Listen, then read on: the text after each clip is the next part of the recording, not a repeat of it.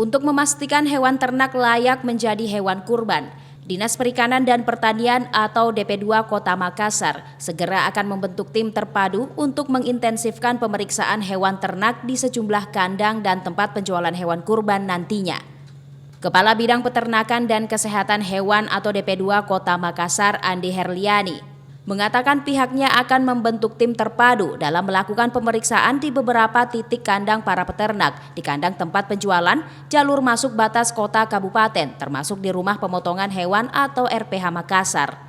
Pemeriksaan ini akan dilaksanakan pada -10 Idul Adha dan pada Hari Raya Idul Adha.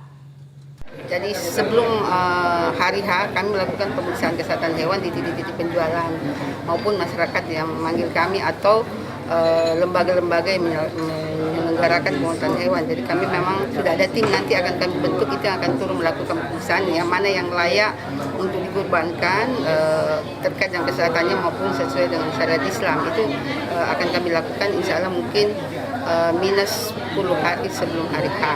Kemudian nanti juga setelahnya kami juga melakukan terkait dengan daging yang sudah dipotong, apakah itu layak dikonsumsi, diserahkan ke masyarakat atau tidak, ini juga kami melakukan. Andi Herliani juga menambahkan bahwa selain pemeriksaan hewan kurban sebelum dipotong, pihaknya juga melakukan pemeriksaan hewan kurban pada saat sudah dipotong di hari Idul Adha untuk memastikan daging kurban tersebut layak untuk dikonsumsi oleh masyarakat. Ical Syahrir, Fajar TV dan Fajar Radio melaporkan.